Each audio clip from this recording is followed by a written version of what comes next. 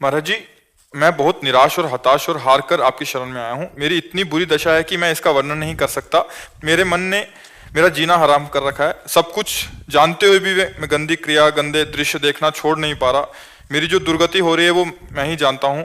मैं सारा दिन घर में पड़ा रहता हूँ। डिप्रेशन की 6-7 वर्ष से दवा चल रही है। मैं किसी भी कार्य योग्य नहीं रहा हूँ। नाथ मुझे बचा ले, मैं कोई भी कार्य अगर मेरी बात मान जाओ तो सब ठीक हो जाएगा। तुम्हें कुछ नहीं छोड़ना। मेरी बात पकड़ो, पहले बहुत आराम से सुनो। देखो, आप आज से निश्चिंत हो जाओ। हम जैसा कह रहे हैं, हम बहुत सोच के कह रहे हैं। तुम पहले अपने दिमाग से हटा दो कि मुझे कुछ छोड़ना है, ठीक है? अब आपको पकड़ना है। बस आप नाम पकड़ लीजिए। जो हो रहा है तुम उसकी चिंता मत कीजिए। प्रसन्न मुद्रा में रहिए, प्रसन्न रहिए और थोड़ा कुछ काम कीजिए। क्या काम करोगे? घर के काम है कुछ? नहीं, घर में किसानी होती है? नहीं होती। क्या होता है घर में? कैसे चलता है? वैसे सब नौकरी करते हैं तो मैं पढ़ाई कर लेता हूँ। एक कुछ काम करो, वो मतलब कार्यरत रहो। गाय भैंस कुछ है? कुछ काम करो। बस मैं आपको दोस्त बना देता हूँ। दोस्त बना देता हूँ मैं आपका। हाँ, पहली बात तो यह कि तुम गलत हो, हटाओ दिमाग से। हम जो कह रहे हैं मानो इसे आज से दिमाग से हटा दो, क्योंकि ये सोच जो है ना, ये आपको गिराती चली जाएगी। आज हम आपको कह रहे हैं, हम आपका हाथ पकड़ रहे हैं, आप निश्चिंत रहो। आप पहली बात छोड़ो कि आप गलत हैं, ठीक है? दूसरी, आप कभी गलत हो ही नहीं सकते। आप भगवान के अंश है। ये अंतःकरण गलत है, ये मन गलत हो गया है, तो इसको दंड भोगने दो। तुम चिंता मत करो। पहली बात तो तुम भगवान के अविनाशी अंश हो, चेतन, अमल, सहज, सुख राशि। अमल का मतलब होता है निर्विकार। तुम्हें कभी कोई विकार आ ही नहीं सकता। तुमने क्या किया? अपने आप को भूलकर शरीर और मन को अपना मान लिया। इसी से सारी गलतियां हो रही। पर वो ज्ञान का विषय, हम तुम्हें बिल्कुल साधारण बता रहे। पहली बात तो तुम सोचो मत कि हम विकारी। जैसा सोचोगे वैसा बन जाओगे। देखो, पहुंच गए ना डिप्रेशन में, और आज से उठना शुरू हो जाएगा। हमारी बात मान लो। पहली बात तो ये कि तुम जैसा हम कहें वैसा करो। दूसरी बात, हमारी सामर्थ्य तुम्हें उठाएगी। हमारी सामर्थ्य जानते हो? हाँ, आज से तुम देखना तुम्हारे हृदय में प्रसन्नता का एक रेखा खींचेगी और बढ़ती जाएगी, क्योंकि श्री जी ने भेजा है तुम्हें। अब तुम अपने जीवन को नष्ट करने की जो धारा है, इससे आप उबर जाओगे। राधा नाम जप करो, निरंतरता। जहां पड़े हो और मन तुम्हारा सोच कर रहा है, उसको सोचने दो। तुम बार बार राधा राधा राधा, जो गलती हो रही होने दो। तुम बिल्कुल निश्चिंत हो जाओ। एक दिन वो बल आएगा कि सब छूट जाएगा। बहुत जल्दी वो समय आएगा, क्योंकि आपका प्रयास और श्री जी का बल ये आपको उठाएगा। आप इससे उठो, बिल्कुल निश्चिंत रहो। तुम कोई भी गलती का टेंशन मत लो।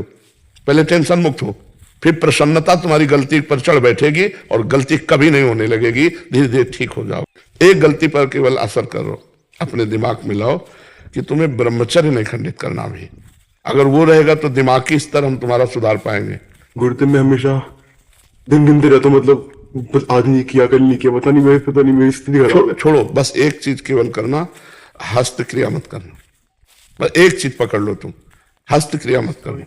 वादा हमसे करो। पक्का कर दे गुरुदेव। तो बस ठीक है। और राधा नाम जपो। और आज से हम तुम्हारा वादा करते हैं, तुम किसी भी तरह की चिंता मत करो। ये हम मतलब बिल्कुल हृदय से कह रहा हूं। तुम बिल्कुल चिंता मत करो। आज से देखोगे आप, महीना भर बाद फिर आना, आपसे मिलना के दोस्त भाव से। हम कोई बल ऐसे बिल्कुल ऐसे समझो जैसे तुम तैसे हम, जैसे हम वैसे तुम, बिल्कुल अंतर नहीं। बस निश्चिंत हो जा। निश्चिंत हो जा।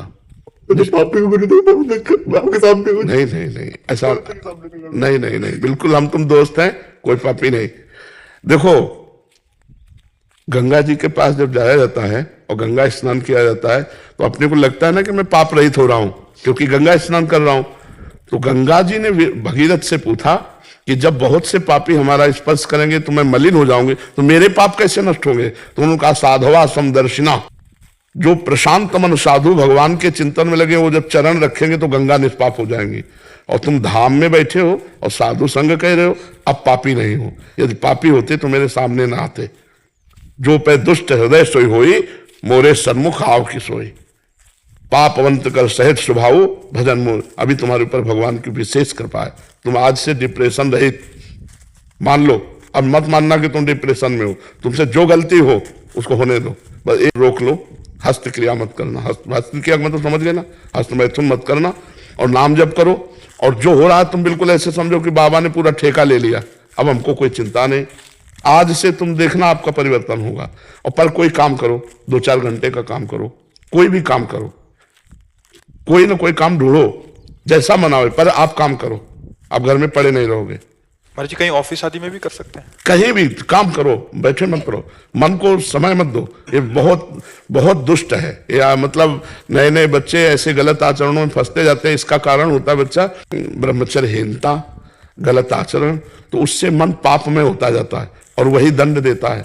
और अगर हम देखो भजन करें, भगवान के कहे के अनुसार चले, तो यही मन प्रसन्न हो जाता है, यही मन आनंद देता है। ये इतना बच्चा गलत है मन की, अगर ज्यादा गलती में आ जाए तो तुमको सिखाने लगेगा कि ये सिखाने लगे, कब तक झेलोगे? यही मन सिखाता है। इसी दुष्ट मन को ठीक करने के लिए अध्यात्म है।